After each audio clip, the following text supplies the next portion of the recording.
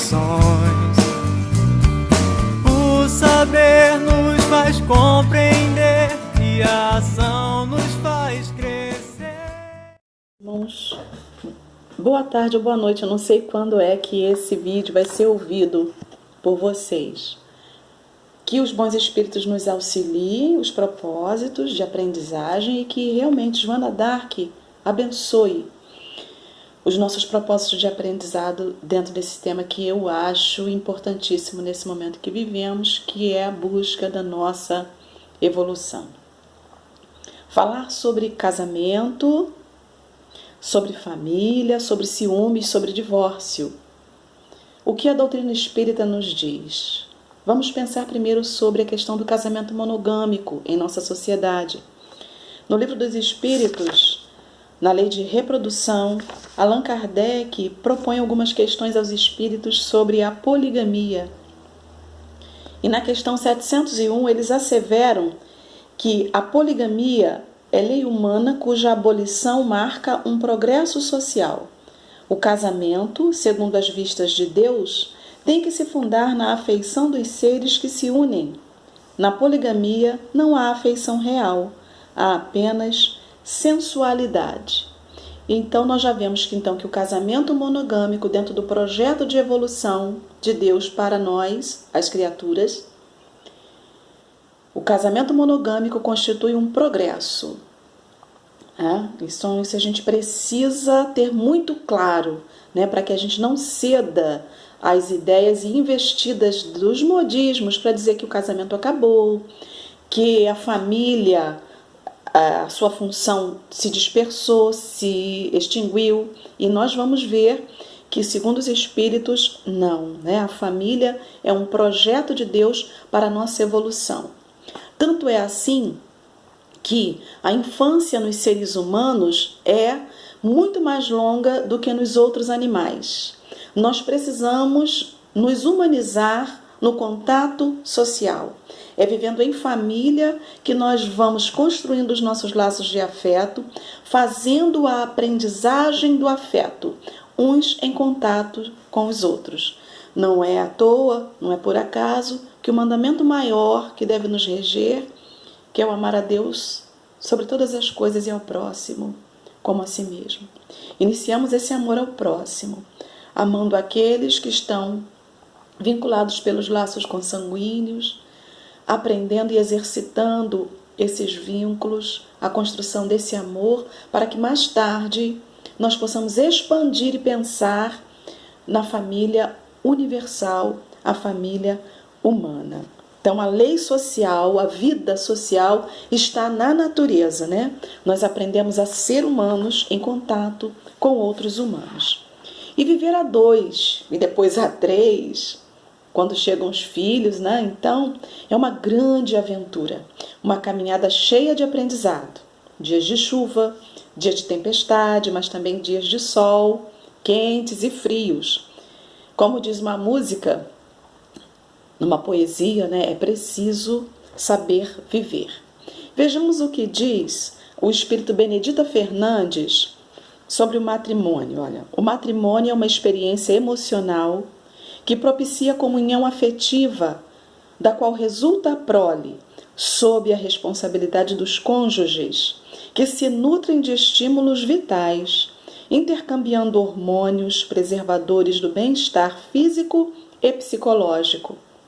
Não é, nem poderia ser uma incursão ao país de felicidade, feita de sonhos e de ilusões. Representa um tentame na área da educação do sexo, exercitando a fraternidade e o entendimento, que capacitam as criaturas para mais largas incursões na área do relacionamento social. Ao mesmo tempo, a família constitui a célula experimental na qual se forjam valores elevados e se preparam os indivíduos para uma convivência salutar no organismo universal, onde todos nos encontramos fixados. Então nós vemos aí que o nosso processo de humanização ocorre em família. Viram como ela diz que a união dos cônjuges se nutrem de estímulos vitais, intercambiando hormônios preservadores do bem-estar físico e psicológico e que representa um tentame na área da educação do sexo. Olha a importância da monogamia e na importância de nós ultrapassarmos a questão das paixões e dos instintos. No livro Vereda Familiar, o espírito Teresa de Brito diz: a família inquestionavelmente constitui o mais notável núcleo de libertação e de aprendizagem para os espíritos chegados ao mundo das densas energias, nas atividades da renovação individual. Então, meus irmãos, sabedores da importância desse momento, né? Por que é então que nós temos tantos conflitos nessa área da educação do sexo, da educação do sentimento e da convivência conjugal? Primeira coisa que eu acredito que nós precisamos superar são as nossas ilusões. Nós ainda temos a ideia de que somos seres incompletos e que vamos encontrar a nossa cara metade. Isso é uma ilusão, da qual nós precisamos nos desiludir, literalmente. Cada um de nós é um ser integral.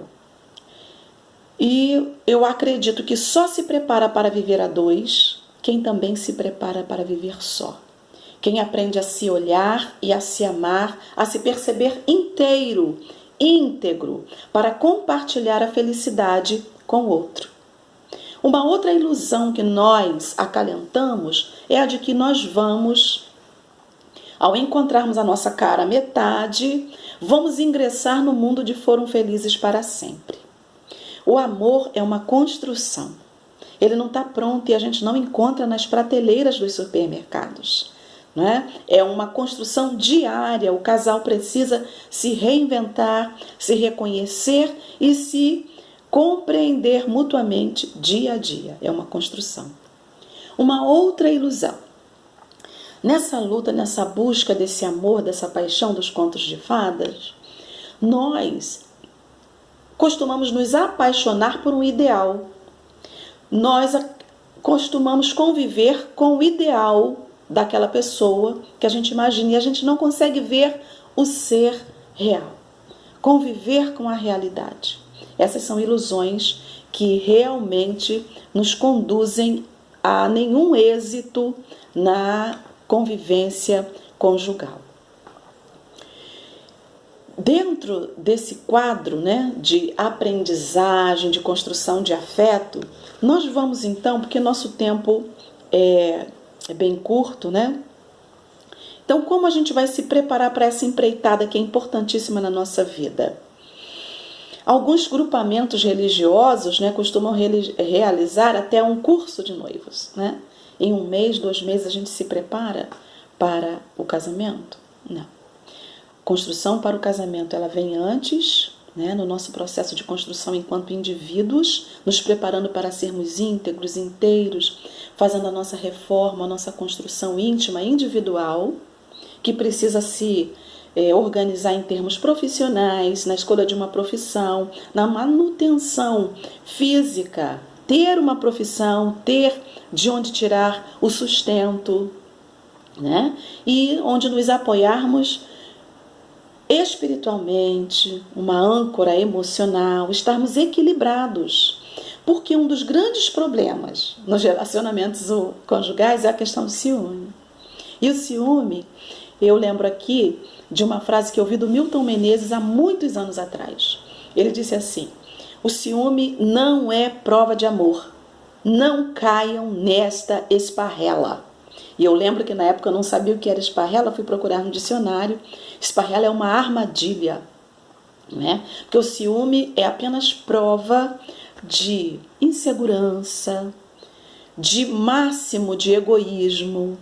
Porque vejam que o ciúme pode perdurar, pode continuar mesmo após a separação, não é?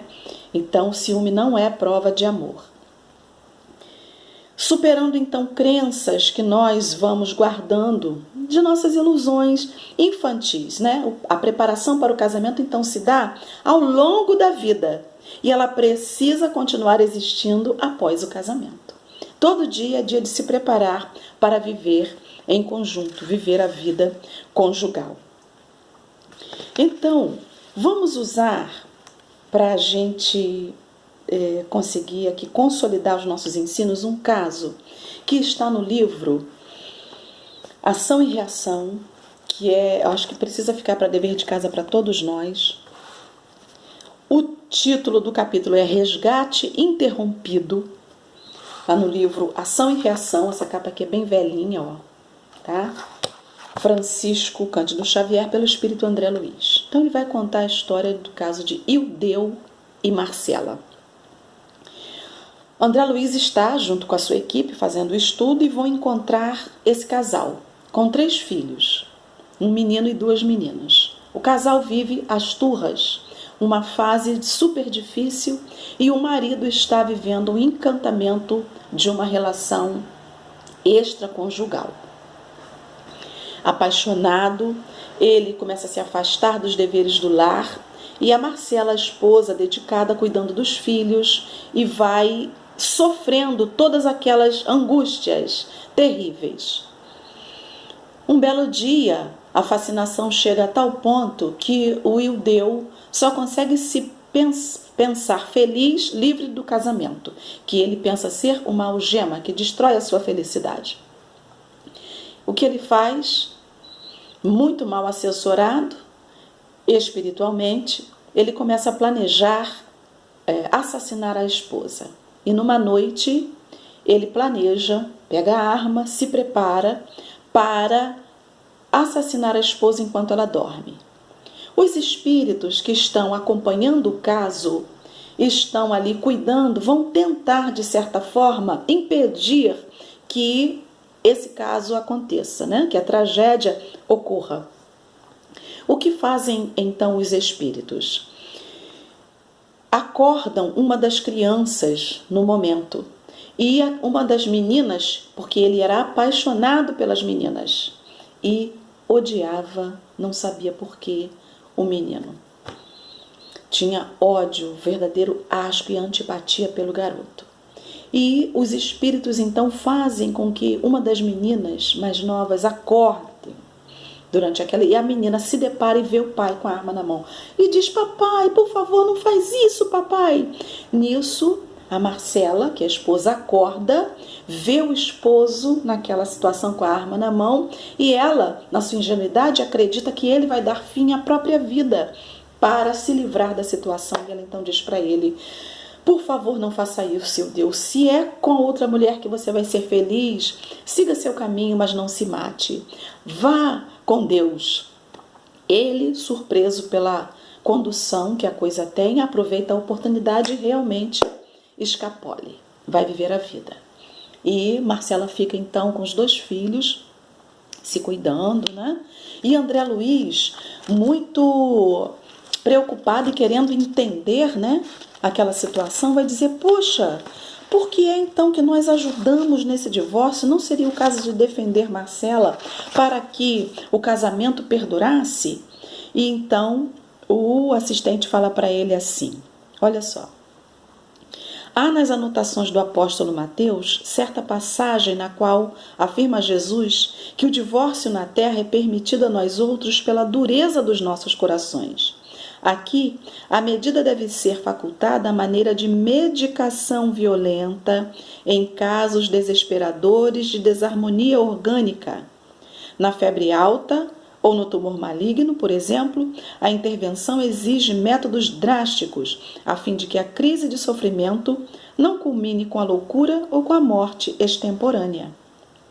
O divórcio não soluciona o problema da redenção, porque ninguém se reúne no casamento humano ou nos empreendimentos de elevação espiritual no mundo sem o vínculo do passado, e esse vínculo, quase sempre, significa débito no espírito ou compromisso vivo e delongado no tempo. Nós espíritas precisamos aprender a olhar a questão do divórcio de forma menos dolorosa. Por quê? Olha, a separação e o divórcio possibilitam a resolução dos conflitos que se estabelecem na vida das pessoas que estão ligadas por compromisso formal ou vínculos legais, mas não mais se entendem nem se amam. Na nossa cultura, essa opção é acompanhada de grande sofrimento. Parte desse sofrimento decorre do próprio processo de ruptura e parte resulta de questões culturais. Então, no casamento existe uma troca de hormônios, uma alimentação bioenergética entre os cônjuges.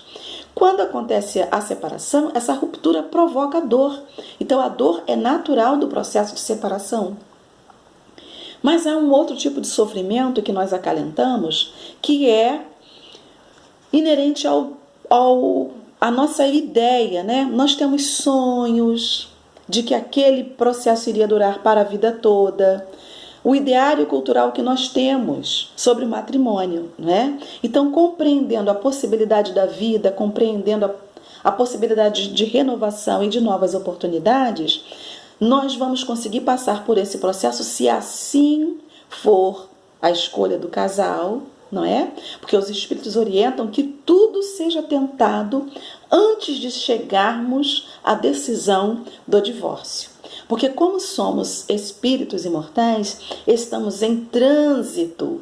Provavelmente, as uniões que temos serão frutos de muitos deveres, de compromissos assumidos no passado, como é o caso aqui da história do Ildeu, que nós já vamos ver, né? Mas em aparecendo a condição do divórcio, vamos orar, vamos pedir orientação aos bons espíritos para nos auxiliar, se essa for a nossa decisão. Então, o André Luiz continua perguntando então para eles, né, por que é que eles ajudaram naquela situação. E eles vão explicar que já há vários séculos esse casal estava transitando pela romagem terrena a fim de exercitar os vínculos afetivos. E mais uma vez estavam ali se rompendo. Lembraram de uma encarnação passada, a última que eles tiveram aqui no Brasil, em que Ildeu e Marcela também eram casados, e Ildeu, sem conseguir desenvolver essa evolução espiritual que nós fazemos no casamento monogâmico, tinha as suas aventuras fora do casamento. E nessas aventuras, ele se apaixonou por uma jovem que cuidava de uma irmã mais nova, porque os pais haviam falecido. Ele abandonou a Marcela, foi viver com essa jovem, e tão logo a sua irmã mais nova cresceu, ele também abusou dessa irmã mais nova. De tal forma que as abandonou depois e elas caíram no meretrício. E ele foi viver sua vida, doidivanas. Passado o tempo, mais de 5 anos, Marcela, se reajustando, encontrou um novo matrimônio. Ele, de retorno à cidade que havia abandonado, pensando em encontrar aquela que fora sua esposa dedicada e, na tentativa de que ela o acolhesse, agora na velhice, a encontra feliz e vivendo com outro homem, que era o Alberto, que ele faz tomado de ciúmes. Por isso falamos que o ciúme não tem nada a ver com amor, tem apenas a ver com a inferioridade do espírito, o ego aguçado. Ele, tomado de ciúmes, assassina o marido da Marcela. Passa o tempo, todos no plano espiritual, é programada então uma nova encarnação para esse grupo, para se refazerem, para se reajustarem diante da lei de Deus. Marcela novamente casa com Ildeu e ele, no casamento, novo casamento, não consegue sopitar as paixões, os hábitos, os sonhos, as paixões, o hábito da poligamia. Então isso é importante nós refletirmos, porque muitas crises que nós estamos vivendo no nosso casamento atual dizem respeito não a crises desta vida, mas sim aos nossos desejos incontidos de práticas do passado, de hábitos arraigados que nós hoje não queremos deixar. Daí a importância da prece, a importância da busca do casal junto aos bons espíritos para não repetirem os equívocos do passado. Era o caso de Ildeu. O que aconteceu? Eles receberam como filhos o Alberto, que era o filho mais velho, que era o marido da Marcela no passado, que Ildeu assassinou, por isso ele tinha horror a esse menino, e amava as outras duas, que eram as mulheres que ele no passado, pelas quais ele se apaixonou e abandonou depois. Recebeu como filhos para restituir a eles o amor e o respeito negado em encarnação passada. E ele mais uma vez não conseguiu se organizar, não é? Então, o que André Luiz ainda assim pensando? Olha, então, mas agora o que vai ser desses espíritos? Como é que eles vão se reajustar? Marcela agora foi abandonada de novo e está com os filhos novamente. E o benfeitor fala assim para eles, olha, a reencarnação no resgate é também recapitulação perfeita. Somos tentados hoje pelas nossas fraquezas, como éramos tentados ainda ontem, porquanto nada fizemos pelas suprimir, passando habitualmente a reincidir nas mesmas faltas. É preciso considerar que nos achamos ainda longe de adquirir o verdadeiro amor puro e sublime. Nosso amor é, por enquanto, uma aspiração de eternidade encravada no egoísmo e na ilusão, na fome de prazer e na egolatria sistemática que fantasiamos como sendo a celeste virtude. Como será então, diante da lei, essa condição desses espíritos? Eles dizem assim, se Marcela e os filhos, definitivamente guindados à luz, vão trabalhando e vão ascender, né? Continuados vinculados à luz, vinculados ao desejo de crescimento, como fica então o Deus? Eles vão ter que se encontrar novamente. E os espíritos falam assim, olha, embora sejamos todos, uns diante dos outros em processo reparador de culpas recíprocas, em verdade, antes de tudo, somos devedores da lei em nossas consciências. Fazendo mal aos outros, praticamos o mal contra nós mesmos. Caso Marcela e os filhinhos se ergam um dia a plenos céus, e na hipótese de guardar-se nosso amigo mergulhado na terra, vê-los-á e o deu na própria consciência, sofredores e tristes, quais os tornou, atormentado pelas recordações que traçou para si mesmo, e pagará em serviço a outras almas da senda evolutiva o débito que lhe onera o espírito, de vez que ferindo aos outros, na essência, estamos ferindo a obra de Deus, de cujas leis soberanas nos fazemos réus infelizes, reclamando quitação e reajuste. Então, pela lei de causa e efeito, não necessariamente eles vão ter que se reencontrar. Se Marcelo e os filhos fazem a sua ascensão, eles vão seguir. Mas o débito de Eudeu, cravado em sua própria consciência, fala a encontrar em outro matrimônio, em outra relação, alguém que esteja vibratoriamente vinculada nos mesmos pensamentos a esses débitos. E ele vai precisar se reencontrar, refazendo as suas aprendizagens. Então, meus irmãos, em matéria de aprendizagem de afeto, nós não lesamos o outro.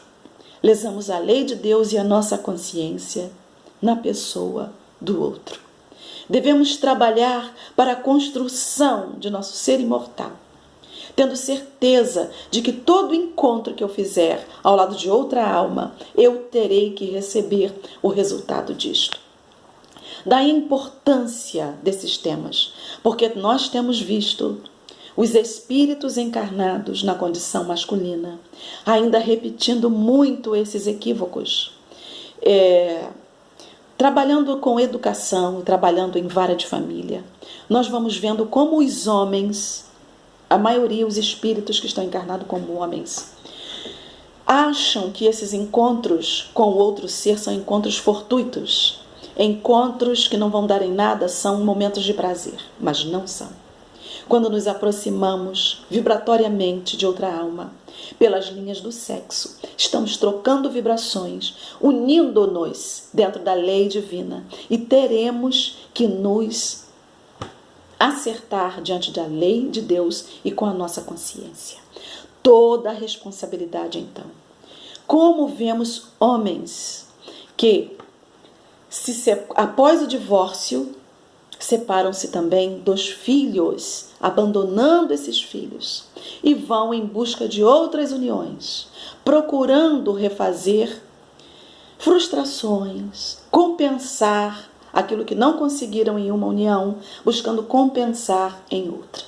E aí nós vamos criando uma rede enorme de débitos, rede de infelicidade para todos nós. E isso vai passando de encarnação em encarnação, repetindo experiências negativas ao longo dos séculos.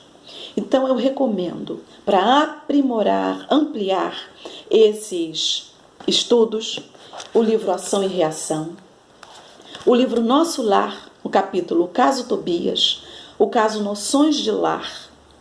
Este livro, Dalva Silva Souza, Conflitos Conjugais.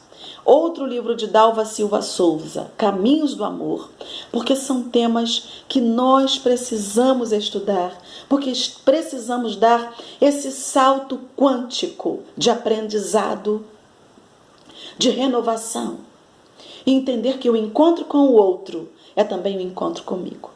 E não vamos nos esquecer do culto do Evangelho no lar, porque nós temos companheiros que convivem conosco em nosso lar, espíritos, que muitas vezes são almas que nós abandonamos no passado e que são convivas de nosso lar e que precisam ser evangelizadas. Nós precisamos do perdão destas criaturas. Muitos conflitos que estão acontecendo em nossas casas são a presença dessas almas que pedem hoje de nós o resgate e a renovação. Então, meus irmãos, entender o casamento como um encontro de almas para realizar um projeto de evolução de nosso ser. Se optarmos pelo divórcio, que seja com todo respeito, que seja com todo amor, fazendo o necessário aprendizado do perdão. Não é fácil, mas é um exercício importantíssimo para não complicarmos ainda mais a nossa trajetória na nossa encarnação. O lar terrestre, que de há muito se esforça por copiar nosso instituto doméstico, mas os cônjuges por lá, com raras exceções, estão ainda a moldar o terreno dos sentimentos, invadido pelas ervas amargosas da vaidade pessoal e povoado de monstros do ciúme e do egoísmo. Ciúme é egoísmo, não é prova de amor. Existe uma diferença grande, né? Olha só, uma coisa, olha a demonstração do ciúme. Onde você estava? Estava esperando até agora. Por que você não chegou? Isso é o ciúme, absurdo. Outra coisa é apreço. Poxa, meu amor, eu estava preocupado com você. Aconteceu alguma coisa? O respeito. Zelo e respeito ao próximo é uma coisa. Ciúme é outra coisa. Transtorna o ser. Cria imagens que nos levam a tragédias. Superando as ilusões do ego, amando-nos e trabalhando pela construção do amor recíproco, nós estaremos trabalhando pela nossa felicidade. Então, muito estudo, meus irmãos, muito estudo, e esse tema requer inúmeras outras falas. 30 minutos é muito pouco, nós temos muito que aprender, não é? Que Deus abençoe os nossos propósitos, que nós possamos entender que o amor é construção. Ninguém pense em encontrá-lo pronto para o uso como os produtos nas prateleiras dos mercados. Essa é uma fala de Ana Guimarães e que nós queremos hoje deixar aqui. Construir uma relação de respeito e amizade é estudo, requer investimento em si mesmo, investimento no outro. Mas é uma aventura grandiosa de sabedoria, de crescimento e de iluminação interior. Com a doutrina dos Espíritos a nos ajudar, nós vamos conseguir. Então, muito evangelho no lar, muita caridade consigo mesmo e com o próximo. E recorramos a Maria Santíssima, protetora dos lares, para que nós possamos fazer de nosso lar uma embaixada celeste. Que a paz de Jesus envolva a todos, agora e sempre. Muita paz.